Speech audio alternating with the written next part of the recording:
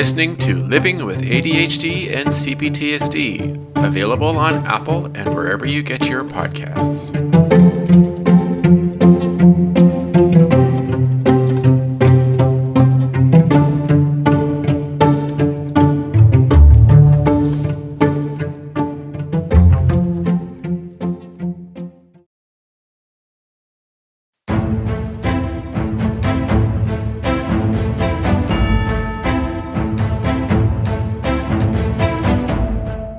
Hello everybody and welcome to another episode of Living with ADHD and CPTSD. I have a guest today.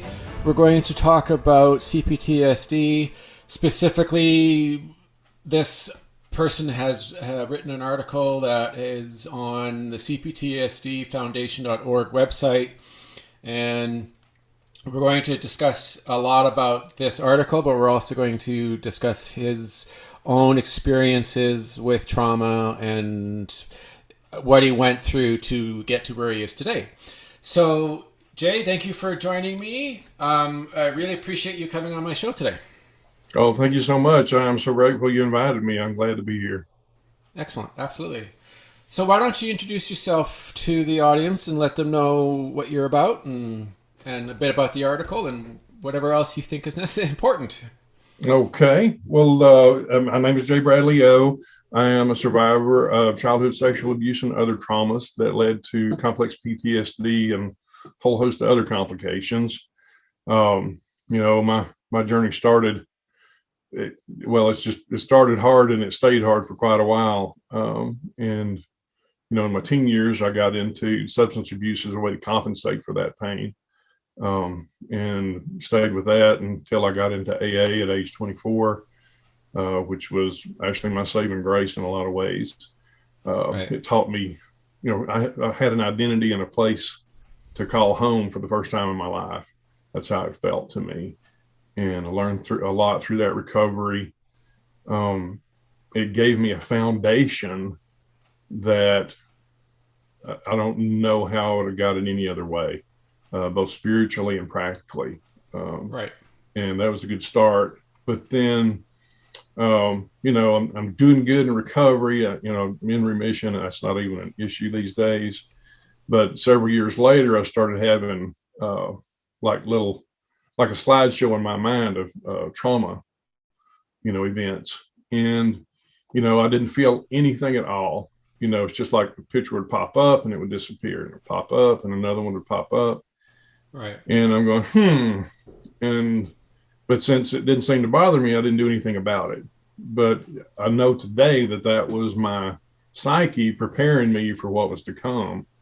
Because several years later, after an really intense anxiety attack that got me in the hospital, I thought I was having a heart attack. And a couple months later, I had a flashback, which brought all the emotion of that trauma that I was seeing in the slideshow back. And it was intense and it was horrific. And I basically was in shock and stared into space for weeks. And that's what started my trauma recovery, which is, they say recovery, I heard it a lot in AA, that it's like peeling an onion. Well, trauma recovery was an entirely new onion and it was rotten to the core. It was so tough, so different. And I bet, yeah. and a lot of the tools that I'd used in AA just didn't work. And of course, I was so dissociated from that shock that I couldn't remember most of the tools I had anyway. So, but fortunately, I was able to get into therapy and get some guidance that was trauma specific. And I took off from there, and it's been 10 years since that flashback. And I've grown a lot, I've healed a lot, still got a ways to go, keep learning. Yeah. But, after that, it was like whatever I can share to help others get out of that same muck and mire of trauma and what it does to us was something I absolutely wanted to do. So in whatever ways I can, like writing that article, I've been doing that ever since. Nice. Okay, excellent. Yeah, like the article, everybody, the name of the article is Break the Cycle of Negative Beliefs Without Strife, Struggle, or Stress. And the published date was January 8th of 2021. And it appears on the CPTSDfoundation.org website, which is a really great resource for information and help and testimonials and blogs for people who are suffering from CPTSD. I've looked on this website quite a bit throughout since I've been making this podcast, and I find it to be an extremely valuable website for people who suffer from complex trauma. And the article is in there, and I think everybody should definitely read it. It's a really well written and very informative and extremely helpful article.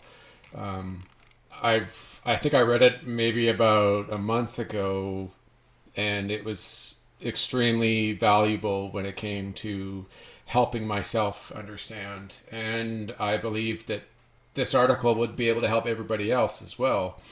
Because as I was explaining or discussing before I started, is a lot of people who have trauma-related flashbacks, and especially with CPTSD, is there's a lot of negative influence and reinforcement from their abusers, and also from within themselves, repeating it and experiencing their flashbacks. And every time that they're experiencing that trauma over and over from their past, it keeps making them feel a lot of negativity and a lot of like self-doubt, and creates all sorts of issues, not just with themselves, but in relationships of any sort. Because whenever you're triggered, you have such a hard time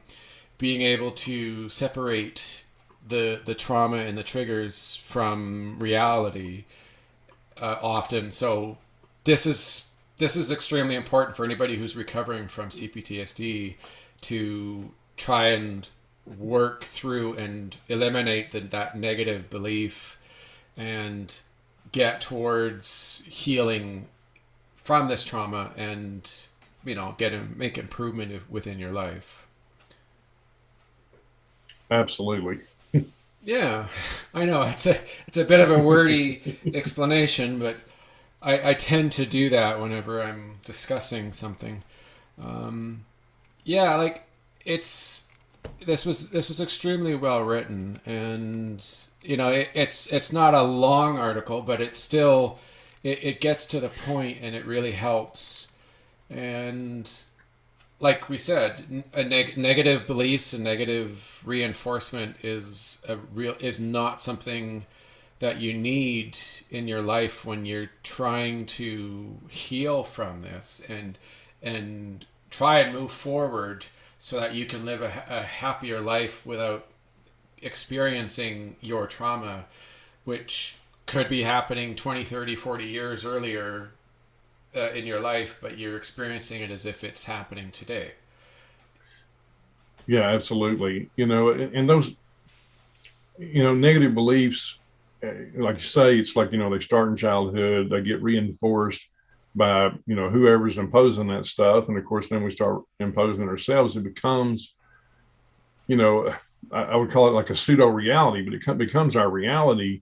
And we believe, because we've not had any other options, we've not been shown anything else really. We believe that that's how life is. We believe that's how we are. And so those negative beliefs can morph into an identity that's really self-defeating. And it can be hard to unravel that stuff, but it's absolutely possible to do so. Totally. Yeah, it's amazing how experiencing trauma in your childhood, on a constant basis, chronic abuse of any sort, and you believe it's kind of like that Stockholm syndrome to some degree, if you think about it.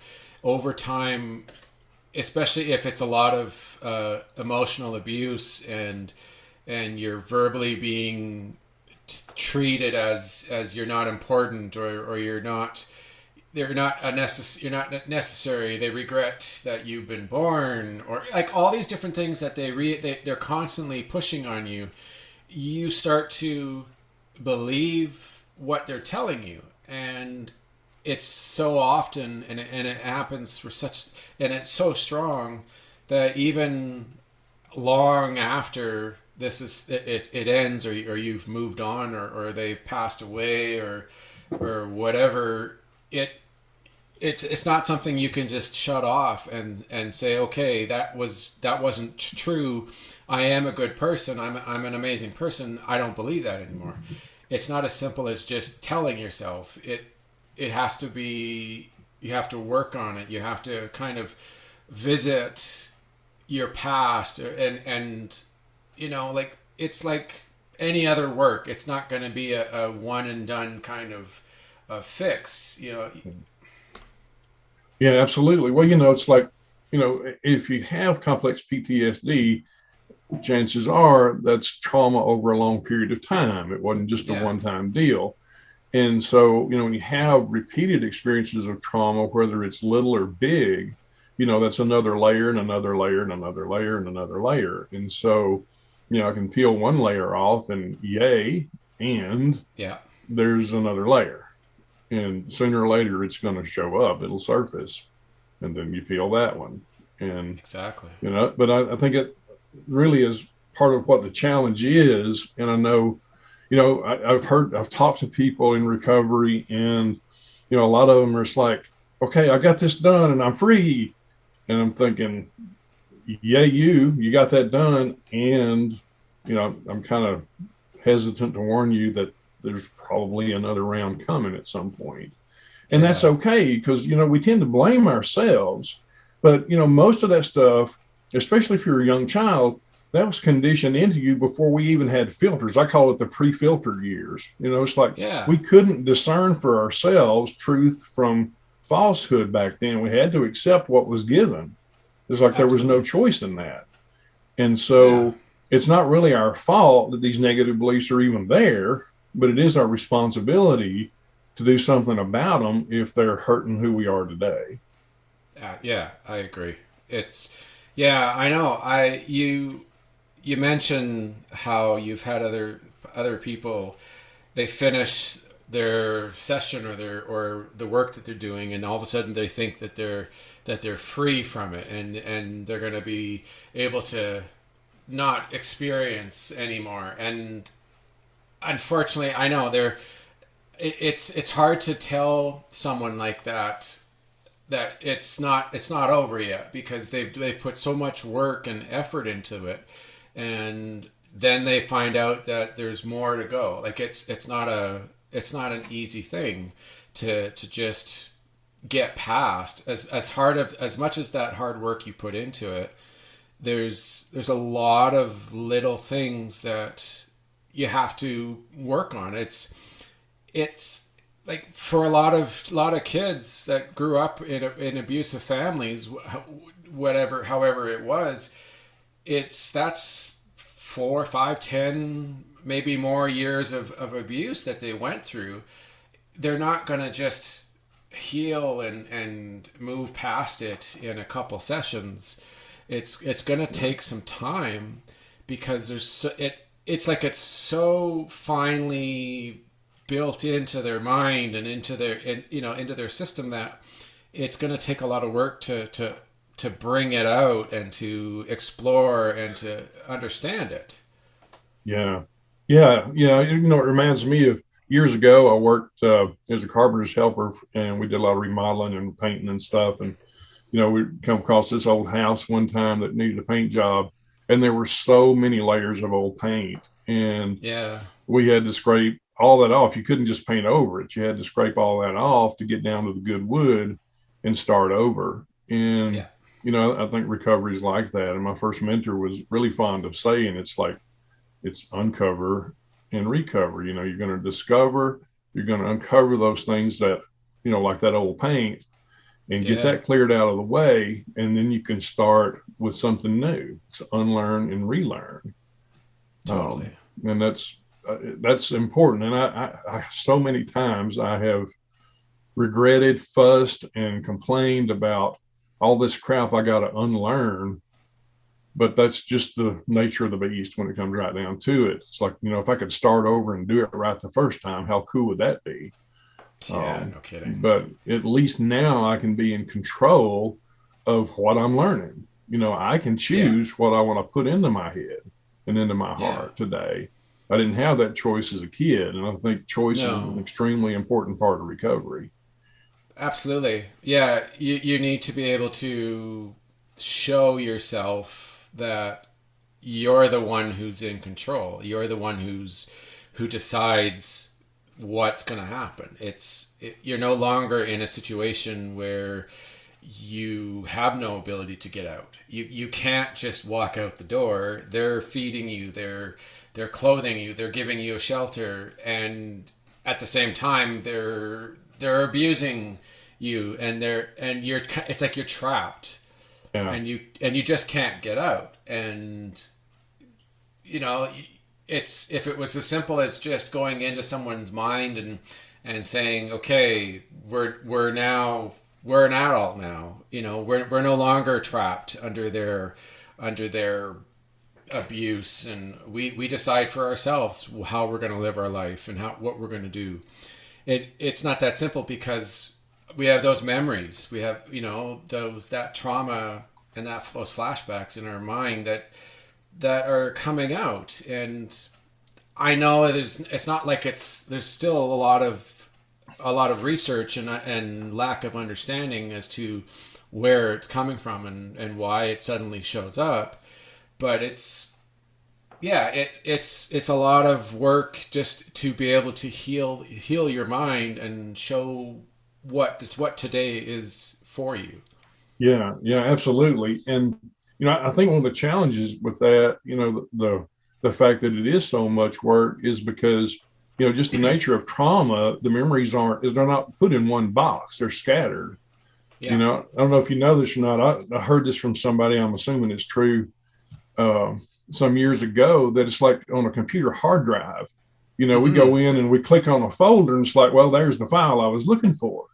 But on the hard drive, it's actually scattered in pieces all over the hard drive. And there has to be some sort of registry that remembers where all those pieces are. Absolutely. Well, because of the shattering effect of trauma, it's like, well, all those pieces are scattered around in here somewhere, but that registry book that tells me where they are, who knows? I don't know where that's at, if there even was one.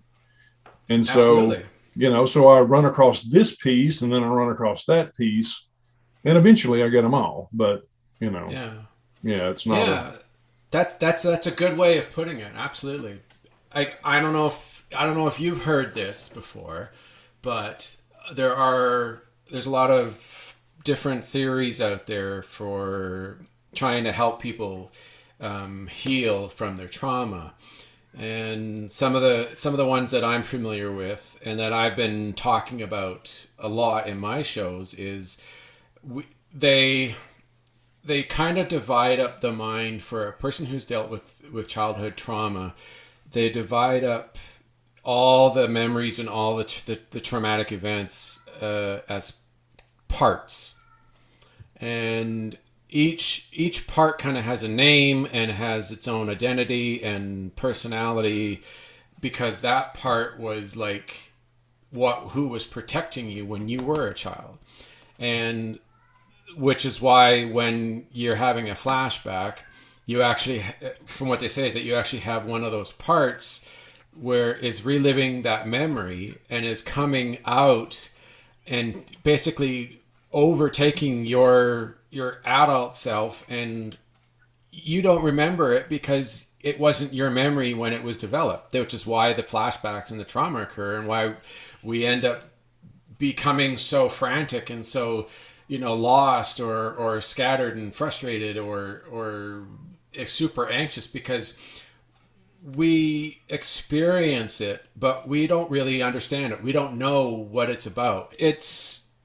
We don't know really what happened. We just experience it, but we're not able to really identify, and our understanding of why we experience that flashback is limited.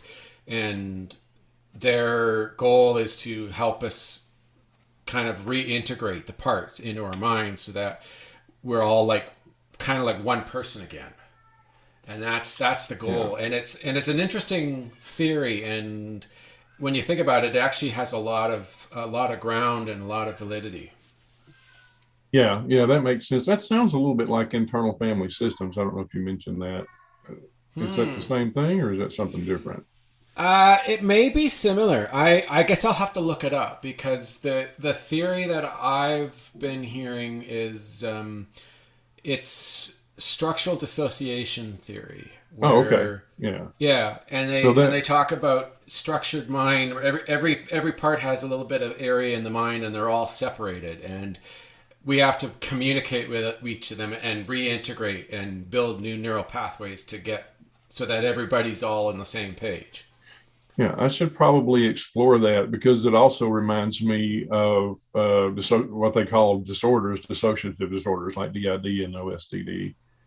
Yes, exactly, Yeah, absolutely. yeah, Yeah, yeah. that's I'm very somewhat true. familiar with that. So, Okay.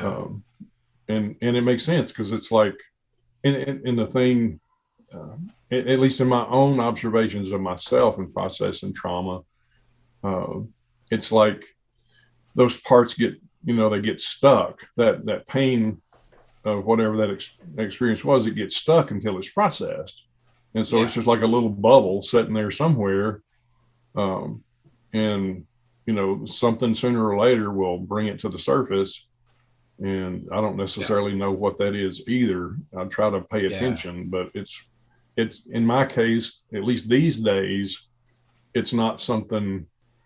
It's not like a 1-to-1 ratio. It's usually like there have to be several factors that are set up in just the right sequence or just the right configuration to trigger me. But sometimes when they are, and it does, it can be intense for sure. Absolutely. I know. I've had a lot of experiences with other people talking about it, and it's so similar. It's amazing how everyone's experience and the way they describe it is very similar. Like it may not be the exact same word or like the way that it's named, but the understanding of what their experience is when they're having that flashback and they're feeling a trigger from a past traumatic issue, is it's very similar. It suddenly comes out of nowhere. It's like you said, it's like a bubble where it comes to the surface, and it makes them.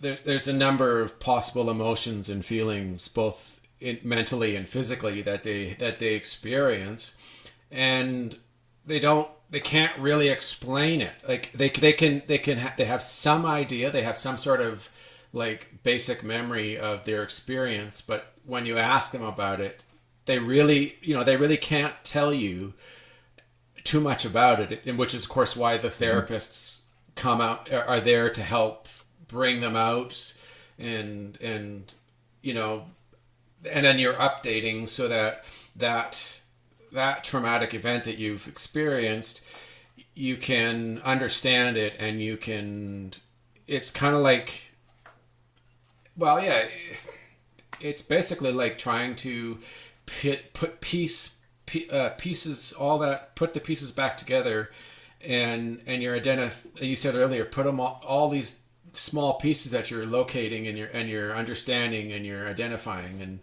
and you get to know them, and then eventually you get the complete picture, and it takes a lot of work and effort. Yeah, absolutely. And you're sharing that reminds me of something I was thinking about a while back. It's like, if I had to describe my psyche, it would probably be, it's like, okay, I've got a dozen 1,000-piece puzzles all in one bag, no box, no way to reference the picture. And so I don't even know what pictures I'm putting together or which one's really me. Yeah, They're just all scattered. And that's, I think, another reason why it can be so challenging. absolutely. It wouldn't be a challenge if we could look at them and go, oh yeah, this happened then, or that was that day, and this is what happened, and that wasn't real, because yeah, like we get blended. So for some of us where it's very severe, it takes nothing to get blended, and sometimes we don't know, like you said, reality from fantasy, and I guess if you want to call it that, like our trauma and those flashbacks to our past, we honestly, we don't know at first if that's today, if that was a real time, or if that's something that we experienced back 30 years ago. We don't really know until we get to know what's happening and understand it, and then be able to put those pieces together and identify it. Yeah, absolutely. And I would especially associate that with, like, I mean, I tend to think of flashbacks in a couple of different ways. It's, you know, like a full-blown flashback where I've got the visual and I have the emotion, but a lot of times I just get the emotion, you know, and I don't have a visual memory to associate with, but I definitely have the emotion, and it can be quite vivid at times. And it's like, okay, so where did that come from? What is that really about? Because it's probably not whatever reminded, you know, my trigger or whatever reminded me of today.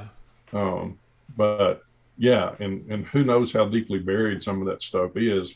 You know, I've done therapy that's helped to dig me into some of those cubby holes and find some of that stuff and put the pictures back with the feelings. And that's been extremely helpful. But yeah, it's not an everyday thing, because it's not a casual process. No. I know. I often, when I think back to my own events, like from my past, and I experience a flashback, there are often times where there are new memories that come up for the first time. Like it'll widen my understanding of the root of it and how it came to, you know, how it started, and it gives me a much broader knowledge and experience that for the longest time it was just sitting in there uncovered. It was, and there was no real way to get to it. Like I couldn't just say, okay, where are all the memories? It came from doing a lot of work, a lot of processing, and sitting and just thinking about it and trying to allow that emotion that you're feeling from that flashback to try and integrate into your mind enough so that it, you know, you can see it, or at least you get a better understanding of everything that occurred within at that point or for that flashback. Yeah. And while it can be challenging, the effort is definitely worth it to do that. You know, because I think, well, I don't know if this is true for everybody, but I think a lot of us definitely want to make sense of our past, and, you know, it's like find a place for that makes sense with who we are today. You know, I have a friend of mine who's done an awful lot of really deep work in doing just that. And it's powerful, but it takes effort. And I think right along with doing that work, a lot of self-care is important along the way. You know, it's like be gentle with yourself as you're going through the process, you know, whatever that means to you, because. No, yeah, totally.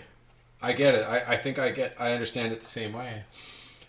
I know there are a lot of people out there who have never really done any kind of work. They have daily, or I don't know, a couple times a week where something completely unrelated triggers them, and as far as they have no understanding of it. They don't know why. They just know that they were feeling this extreme emotion that was very sudden and very scary or very hurtful, and they have no idea. They're just sitting there, and they go, I don't understand.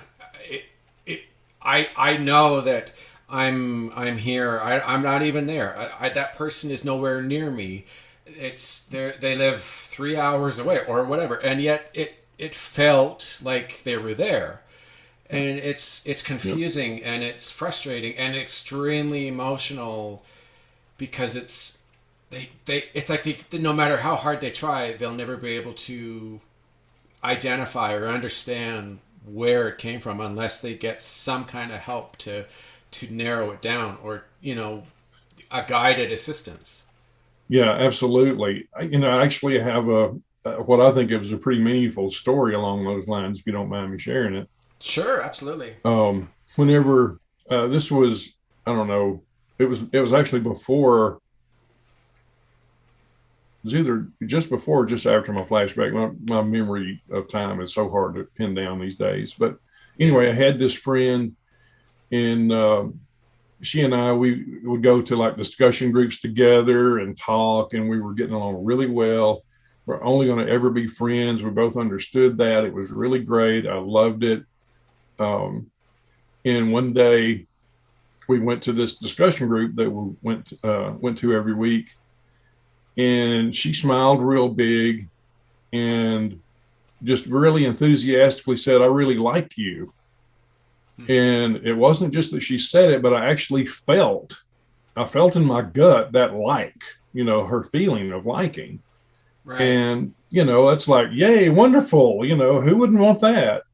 Well, I freaked completely out, shut completely down, and had to leave because it shook me up so bad. And I'm going, what the heck is this? Where'd this come from? And it was months or maybe even years later before I realized that it wasn't about her at all, but her smile and that feeling.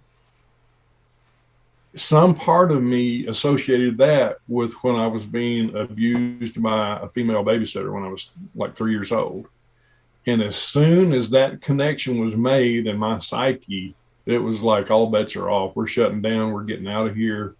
And it literally doesn't matter what the reality is, because here's what's happening. And absolutely. And it was actually years before I could talk to her again. And I finally did meet up with her and talk to her and explain why I just disappeared on her. But I'm sad to say that we never did rekindle the friendship because it had been so long. Yeah. But that's where, the things, and it's like that's a self-protection mechanism. And it's an important part of who we are, is to have those self-protection mechanisms. But at the same time, they can also actually impede our recovery because they're still living in the past, those mechanisms. Yeah. And, it can hold us back instead of helping us move forward. Totally. Yeah, absolutely. That's why it's so important to seek professional help when you're starting to notice or realize what's going on, because you only know so much. Like, you can do all your research, and you can listen to books and videos, but it's, unless you know how to go there or how to find it and go deeper and reach the root of what is occurring, it's extremely difficult to truly make progress. Like, you can have a great understanding, but you can't get anywhere without it. Yeah, exactly. Well, still today, my favorite and easily most effective therapist was a trauma survivor herself. Right. And she had done an awful lot of work on herself, and she understood me in a way that nobody I had met to that point understood me. And she was able to speak to me in a way that I could hear it. She was able to facilitate me. She was an EMDR practitioner, and she facilitated me in ways that somebody else could have exactly the same skill set, but without her having that common history with me and being obviously a few years ahead of me in recovery, several years probably, I wouldn't have made it. I would have still been stuck. Yeah, it's amazing how we find that right person. It makes such a difference. Yeah, truly a gift, truly a gift. Yeah. That's incredible. I know, it's, some people can go years and might go through multiple therapists and feel like they're not making any progress. And suddenly one day they've come across the right therapist who reaches them the right way and understands them and treats them in a proper way that allows them to finally be able to open up and to be able to trust them enough to start actually healing. And that's difficult for a lot of people, because it's, especially if the person who was the abuser was someone that they trusted with their life. And it's you're not going to just give a stranger your trust without some kind of hesitancy or being skeptical, because you grew up believing that people who you trust that can't be trusted. So yeah, that's a really good point. I had one therapist, I think it was our second session, really calmly say, "I want you to trust me."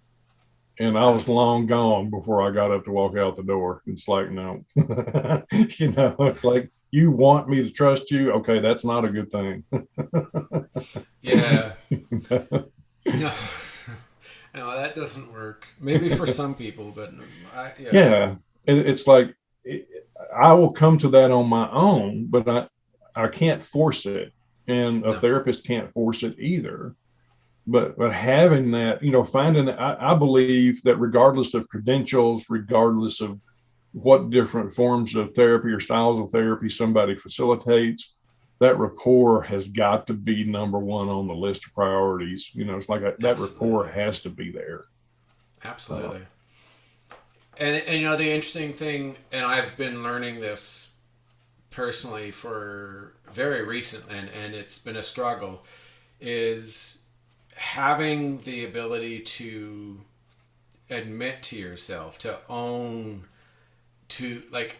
your struggle, or realize, okay, I'm having a hard time believing this person, or I'm having a hard time seeing the reality of this situation. I keep believing that this is what's happening, and suddenly over a few times you start to finally, you're able to see it from a much broader point of view, and you start to say, hey, maybe this isn't like this. Maybe I am a cause of a lot of my problem. It's not going to be, and it's interesting how they come up with the name complex trauma, and I always use that word. It's not, they don't call it simple trauma for nothing. It's it's complex because it's so in depth, and there's so many curves and unexpected turns and changes and setbacks that you're going to have throughout your journey to get to healing from this. And a lot of it is your own, it's up to yourself, because you can go see any therapist you want, and you need to trust that therapist. That's a given. But you also have to be capable of being able to step back and say and admit to yourself, this is not going right, or I'm in the wrong place here, or there's all kinds of things that you have to admit to yourself and be honest before you can start to make progress, because otherwise you're not really living in the true reality of what's happening and what you've gone through. Yeah, absolutely. Well, that's reminded me of what I heard back in addictions recovery years ago. It's like how honesty, open-mindedness, and willingness are the basics of recovery. It's like you got to have that. Mm-hmm. And, it's funny because I certainly thought I was honest, and I still think I'm honest, sort of. I'm at least try to be honest. And at the same time, I know that I'm not entirely honest with myself because of that resistance. It's like, because I don't want to admit, a fault or a failure. There's some aspect of my psyche somewhere that's going, well, you can't admit that, or you're going to look bad, or you can't admit that, or they won't like you anymore. Yeah. And it's like, well, I better admit it at least to myself. I don't have to tell the world. But if I'm going to progress, then I have to be standing where I actually am. And I can't delude myself into believing one thing or thinking one Yeah. thing and expect to make any real progress, because, it's like my feet are in the air. And so there's no traction there. Absolutely. No kidding. Yeah, that's so true. It I I know. I've been doing this, like working with my own therapist and learning about CPTSD and understanding my own limitations and where it's all come from. And I can't remember how many times I had setbacks, or I felt I'm making great progress. I feel like I'm finally over the edge, or I'm getting over the hill, and then a week later you're going, nope, and it just repeats and repeats, and you're going, when am I going to get there? And not until I finally admitted, yeah, okay, this is obviously way more in depth than I even could imagine. Once I finally admitted to myself that this is the reality, I no longer sit there going, "Oh, I had a great week. I'm getting there. I'm finally finding I can see the light at the end of the tunnel." I no longer feel that way. I no longer think like that. I know that it's a one day at a time journey, and you're gonna have days where you're gonna have a setback, and don't. But I think the key is to not allow yourself to let that negative reinforce. Don't let any negativity of any sort get in your system and reinforce itself, because then you're just gonna fall back, and you're never gonna recover, because you need to have. You have to face that reality of you're going to have failures at times. You're going to fall back, but you can get better. You learn from your experiences. You learn from that mistake, or that new realization that you just experienced, and you move forward and you get better. That's helpful than just feeling, oh, this is not, I can't get anywhere. This just seems to never work. I'm always struggling. Yeah. Oh, I can so relate to that, because the first several years after that flashback, I felt like I was, slogging through knee deep mud, and, one step forward, three steps back. And it's like, what's the point? And, get so depressed, and just want to stare into space and give up. And I would. There's times when I throw my hands up in the air and say, hey, I'm done. I give up. And then the next day or the day after that, it's like, well, no, I'm not done. And I'll start over with something else.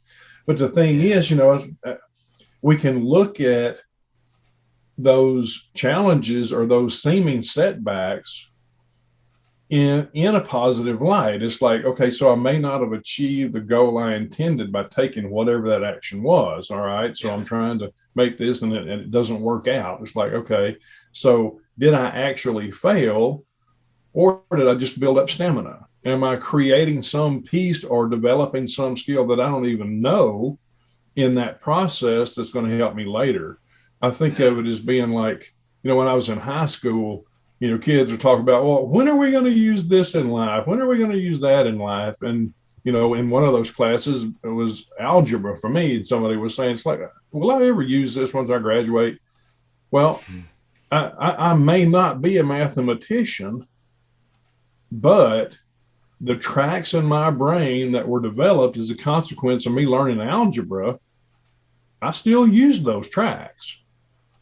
And I can do basic algebra in my head. That's how I add stuff most of the time, is doing it the algebra way. So, but those tracks get built, and whatever that resistance might be that is in there and that causes us to struggle, struggling against that is one of the things that helps build strength or build determination. It's like, okay, I'm going to achieve however it takes. And I may not feel like I'm going to achieve, but baby steps are still steps.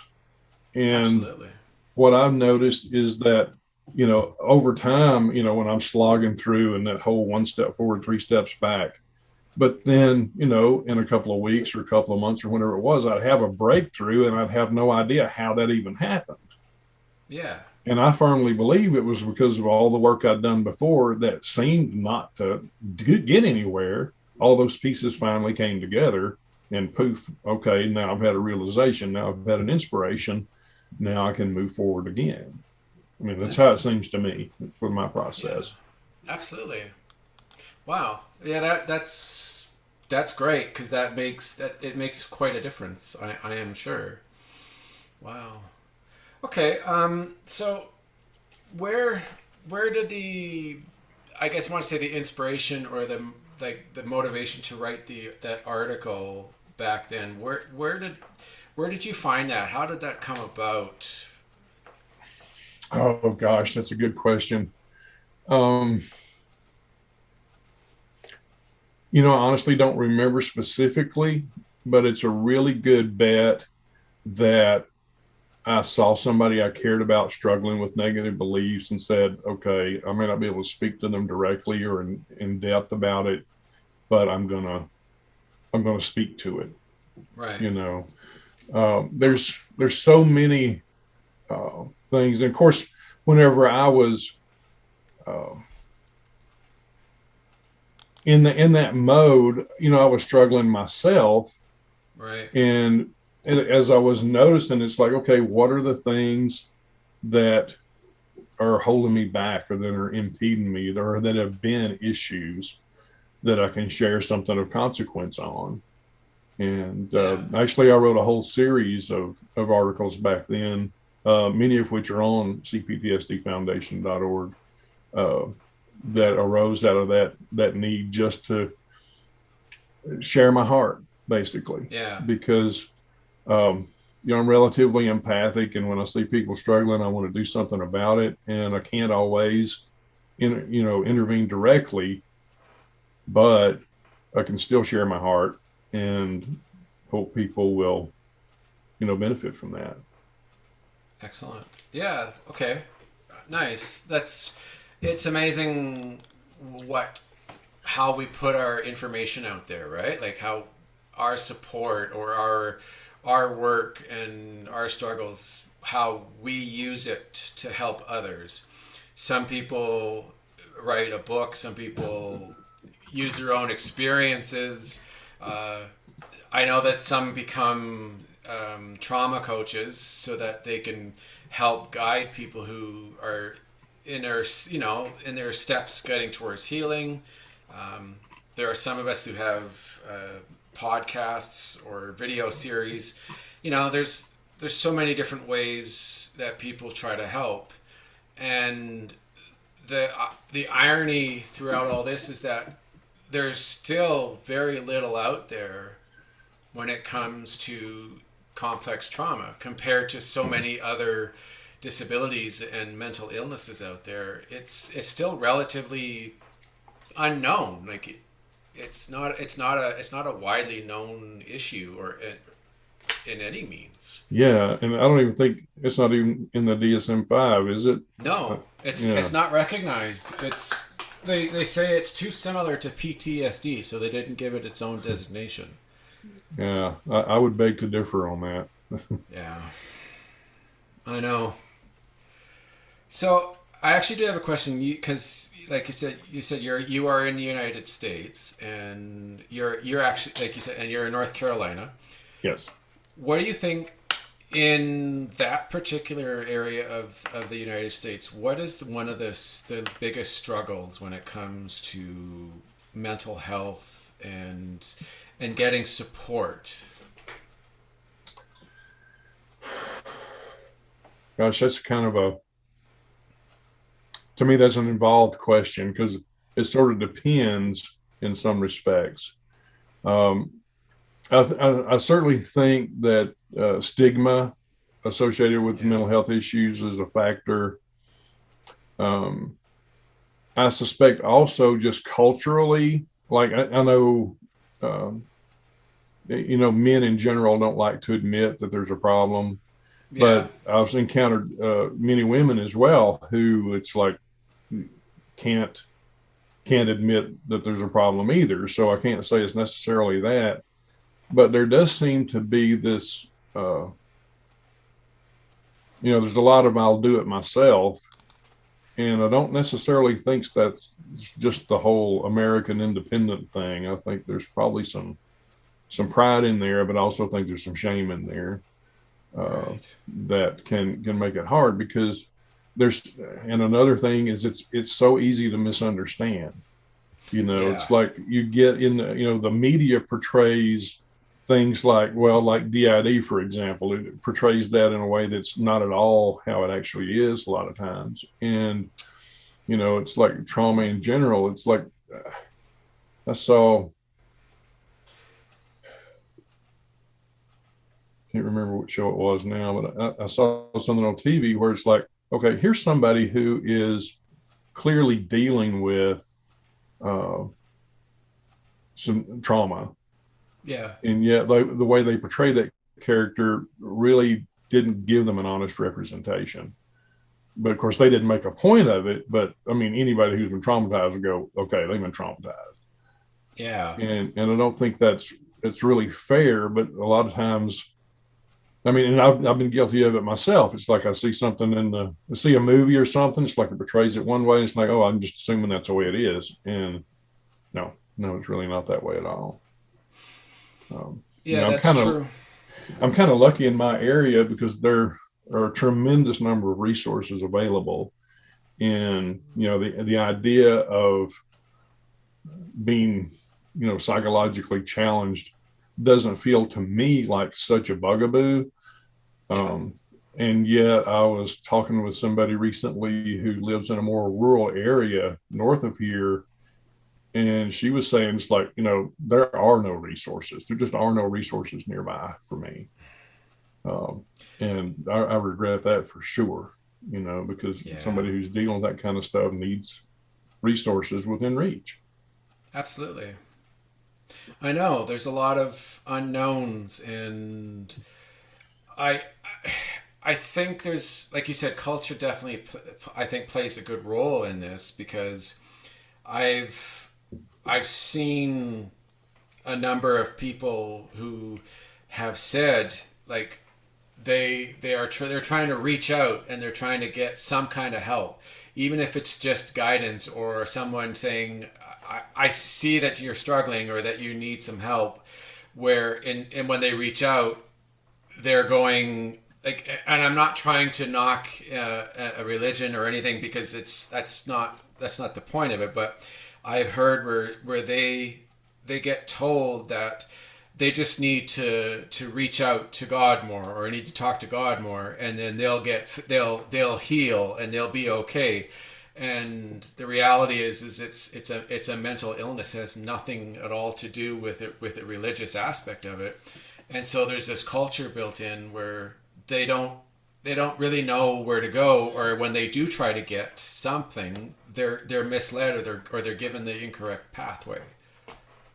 Yeah, I agree. And when you talk about it, especially that kind of thing, it's sort of a hot button for me personally, because I was raised in an authoritarian religious home, and if prayer would have worked, I would have already been perfected by now. Yeah. Yeah, I know. Yeah, that's one of those things. Every place has their own idea and belief and understanding of mental illness and trauma. And as I've discussed I've mentioned on a number of shows, there's a stat out there that a lot of people, every time I say it, it's a shock to them, because they go, wow, and they don't realize how bad it is. But there was a stat in the U.S., and it was pretty recent, where they were listing all the causes of death in the U.S. And amazingly, and I didn't even have a clue when I first saw it, and it was completely surprising to me, was that the vast majority of deaths in the U.S. was because of trauma-related occurrences, whether it was suicide or accidents or, there's a number of different things that could cause it, but it was like 63% of deaths in the US were caused from trauma related occurrences, and way higher than Wow. cancer or heart disease, or and it was incredibly, it was eye opening, and it was also really sad because it just proved, and it shows how much the U.S. still has to go when it comes to mental health support and taking it seriously. Yeah. Yeah. I was not aware of that statistic either. That's pretty intense. Yeah, it is. It's amazing. I didn't think it was that high. I thought maybe it would be like a 30-20%, but the fact that it was that high, and when you think about, there's so many different angles that go into that are causes of it, and it's not direct, like it's not necessarily directly because of trauma. It could be because of an eating disorder. It could be because of addiction or abuse, or right, like there's all these little Yeah. things that play into it, but its root cause is trauma. That right? Yeah, absolutely. Well, that's reminded me of, I saw a documentary and I can't remember the name of it right now, Mm-hmm. but it introduced me to that adverse childhood experiences scale. Are you familiar Okay. with that? No, not necessarily. I'll have to look for that. You can probably find it searching online. It's a little 10 question questionnaire, but there was this doctor out in California that was researching. It's like, why are all these people, having heart disease or diabetes or this, that, and the other thing? It's like, what's the real cause? Because we can treat the symptoms, but not really getting to the cause. Yeah. And through her work, she came to realize it's like, well, okay, it really is trauma related. And there are statistical correlations between the degree of trauma and the degree of physical health challenges people will have later in life. Yeah. And I was amazed by that. And, I took the test myself, and I'm kind of up in the how are you still standing level. Right. I'm probably irrationally proud of that, but it was very insightful and very enlightening to actually take that test. So I totally recommend anybody. You can find it if you search Yeah. ACE or Adverse Childhood Experiences Scale. You'll probably find that self test online. Okay. Okay. All right. I will definitely look for it. I think it could, I could be wrong, but I think what she may, the person who created this, I think what it could be related to, and because I've seen a lot of it recently, where people who have a much higher level of cortisol in their system, which is like a natural release when it comes to stress and anxiety and trauma, it affects their health. Like it affects their organs and their brain and sleep and diet and weight and all these things. And when you said that, I'm going, this sounds a lot like this cortisol study, where high levels of cortisol cause health related issues over time, for things like heart disease and cancer and mental illness Yeah. and Alzheimer's and dementia. All these different, it is affecting it, and they're just starting to really understand it so much more today. Well, I'm glad they're exploring that and Yeah. finding this stuff out, because yeah, isn't cortisol, if I remember right, I've heard of it referred to as the stress hormone. And Yes. so if you have high levels of cortisol, it's basically some part of you thinks you're under stress, and maybe extreme stress, even when you're Yeah. not. Yeah, exactly. And if it builds up, if you're repeatedly having this experience, and it's constantly in your system, over time it will affect you physically and mentally. Like it can kill you if it never gets taken care of. Yeah. And it's either, a lot of people have heart attacks from constant stress and anxiety, and or they have like ulcers, or they have like high blood pressure, or like there's all these little things that it affects and makes way worse because they're always stressed out. Like it's just like people who work 60, 70, 80 hours a week and in very stressful jobs, and they're doing Yeah. it all the time. it it's gonna eventually it will catch up to them if they're never having any sort of balance. Yeah, Same kind of absolutely. deal. Yeah. Absolutely. And, it's like, what's driving that 70 or 80 hours a week work, there's, I, my dad, I think, was a workaholic. I mean, he worked a full-time job and he'd come home and work. And of course he ended up passing from a heart attack, and Yeah. younger than I believe he should have, because there was literally nothing else going on for him. He didn't drink, he didn't smoke. He ate a relatively, I mean, for country folk, he ate a relatively healthy diet. Right. And when the doctors, or when the mom asked, it's like, what caused this? The doctor just shook his head and said meat and potatoes and Sara Lee.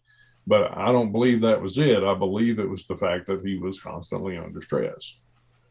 Absolutely. I have a feeling that if they could go back and do today's tests, they would probably have a better idea as to what happened. Yeah. Yeah.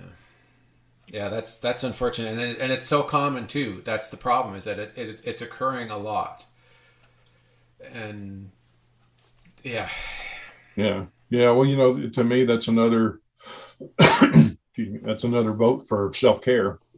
yeah, And, being mindful, because we're not just working drones. There's more to life than that. A human being wasn't meant to be just get up, do your job, go to sleep, get up, do your job. There's more to life than that. We need that healthy balance between work and play and relaxation, and what's fun, what's loving, what's gentle, for goodness sake. yeah, Remember there was a time some years ago when I'd make a point to just go wading in creeks like I wish I could have done when I was a kid.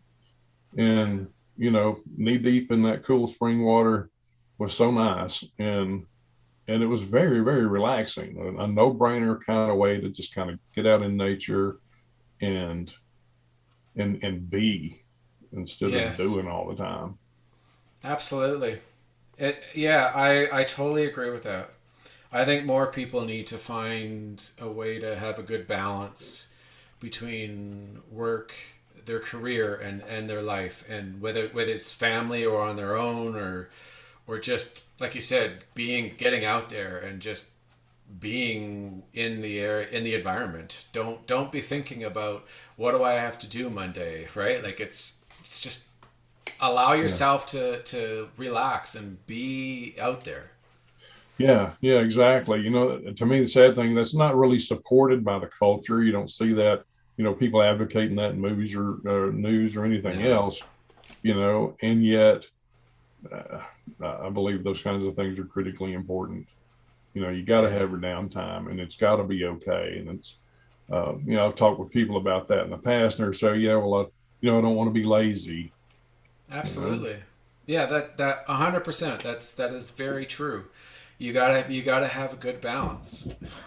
And now when you think about this related to trauma, it really does get in the way of us being able to enjoy something like that, because we have so much stress and anxiety and experiencing flashbacks that it can be extremely difficult for someone who suffers from that to be able to be that way. And Yeah, it almost like it would be double the weight, double the amount of weight on that person, because not only are they working and they're trying so hard to survive and pay their mortgage or pay off their car, now they have to deal with constant stress and triggers and absolutely. and they can't get anywhere because it's constant all the time. And then before you know it, they're 60 years old, and they feel like they're 80, and they're nearing their deathbed because they've had nothing but stress and trauma and pain and having to work as hard as ever just to make it through. Yeah, yeah, It's yeah. really And sad and unfortunate. it is. And, you make a really good point there, because, you know, and I made a point about that similarly in the book that I've written. I'm editing it now. Hope to get it out in the next few months. Nice. It's like people, it's like whenever somebody would invite me out for coffee, it's like, that's not a simple thing. Yeah. If I've got my anxiety up, if I'm like having panic attacks or just being ultra hyper vigilant, well, I've got a plan. It's like, what's the weather like? Is it going to be raining that day? Where's this location? Is it too far away? What are the people like there? What if I see somebody weird? What about the bathrooms? Is it okay if I'm able to bow out of there in the middle of things if I don't feel right and all that kind of stuff? Yeah. It's like a logistical nightmare. It's not a cup of coffee. Absolutely. And if you give me a choice between, oh, well, we can do coffee or we can do a movie. Now I've got double the threat assessment to deal with, and they're expecting an answer right now. And of course, then my mind blanks out and I stare into space and completely forget that they've even invited me until they say, hey, you remember last week when I mentioned? Yeah. No kidding. And yeah, I think, and it doesn't help that a lot of people in society don't understand. They really don't, and we feel bad about it too, because like I know I do when I have a problem or something occurs and it's trauma related, especially if those people that you were going to go do something with, or you were going to go to an event to, and you're making it like you said, it's all these factors that are playing into it. They don't really understand exactly what's happening and why you're going through this. They kind of see it as it's this is weird. Why do you do this? This just isn't normal. And they it's not like they're refusing. They just don't understand, and they have a hard time seeing it from your point of view. Yeah, absolutely. And I encountered that with a fellow some years ago. I used to have a motorcycle and I rode with a group, and they would post stuff like, we're going to meet at A and go have lunch at B, and then we'll see what to do from there. And I'm thinking, well, y'all go have fun, because if I can't map out the entire route and know exactly where we're going and how long it's going to take, and where the bathrooms are and all this kind of stuff, forget it. And and what if I break down out in the middle of nowhere and there's no self-service? And of course, I'm completely discounting that I'm going to be with a group and they would probably help me out. But it's like, no. And so I would say, no, I can't make it this time. Sorry. I hope y'all have fun. And because it wasn't worth the stress to deal with it at the time. It just wasn't. No, absolutely not. No, I agree. And now, was this before your understanding of trauma, or was this after? Like when was this kind of thing happening? Yeah, kind of in the middle, actually. Because it was about, that flashback happened about 10 years ago, and this would have been about, I don't know, 5 to 7 years ago. So I was still really active in high anxiety, punctuated by panic attacks, dissociation. But I was trying to not isolate so much, because my go-to is to be invisible or to isolate. That's, if I've got superpowers, it would be to isolate and be invisible. And that's all I wanted to do. That was my goal in life. Right. And so I was trying to break that cycle by getting out and doing something that I thought would be fun and comfortable and relaxing. And it turned out it was mostly none of that, because here's all these new situations and new people. And I tried to explain it to the first officer of our club, and he's just like, I just don't get that.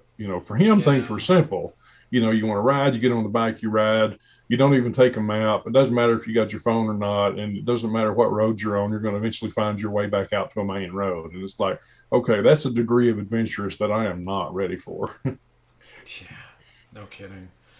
I know what you mean. I for the longest time I was afraid of doing things because there was that underlying fear of just not knowing the people, not being afraid of doing something that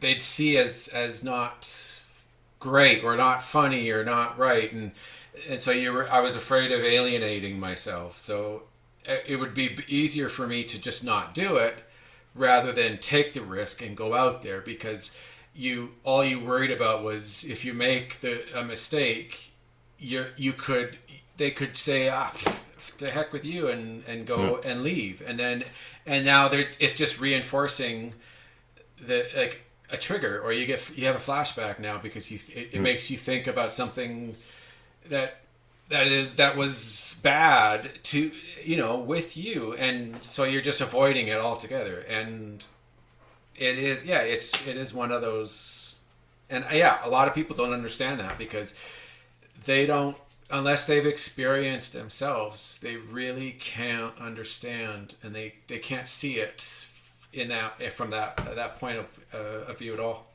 Yeah. I tried to explain to somebody a few years ago about me having an anxiety disorder and having panic attacks, and she was like, "Oh, I get anxiety sometimes, and I just blah blah blah blah blah blah," and I'm like, "Okay, you have no idea what I'm experiencing. You have absolutely no idea, and I don't know that I can adequately explain it, no matter how good I am with words."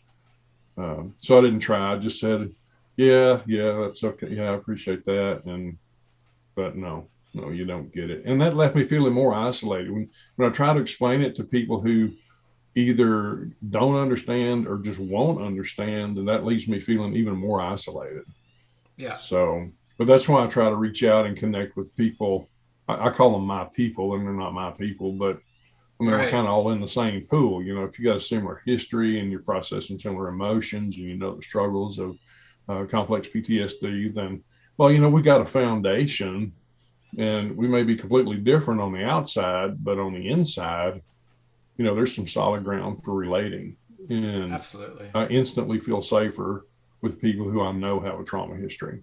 Instantly. Totally. Yeah. It's amazing what being around people who can relate to your experiences can do for you, because you're not for me, I'm not afraid to talk about it, because I know that they'll understand, and they're going to show compassion or empathy, or they're going to be able to say, I see what you're talking about, and they'll be able to relate to it. And it makes you feel heard, and it makes you feel like appreciated, or like understood, and which is why it's so hard to talk to people who don't know or don't have any experience with it. Yeah, exactly. Because, trying that, it's like being hurt all over again. Yeah. It's like I didn't exist when I was a kid, and right now I'm reliving that not existing to this person. And it's hard. It's just really hard to deal with that. And so, I'm like very strategic about who I share anything with, because it's, to the uninitiated, it's like that saying, to those who don't understand, no explanation is possible. To those who do understand, no explanation is needed. Yeah, there you go. I like that. Excellent. Well, on that note, I think we'll wrap up the show. Okay. Thank you, Jay, for being a guest on my show. This was really very educational and a good experience. And I'm sure my audience are going to get a lot out of this. So thank you so much for coming on to my show. Well, you're so very welcome, Russ. Thank you so much for inviting me. I really enjoyed being here and having an opportunity to share with everybody. Excellent. All right. Well, there we go. Okay, everybody, that's today's show. If you have any questions or comments, for either of us, you can contact me, and then I can relay it to Jay. But yeah, that's it for today. All right, everybody, talk to you next week. Thanks for listening.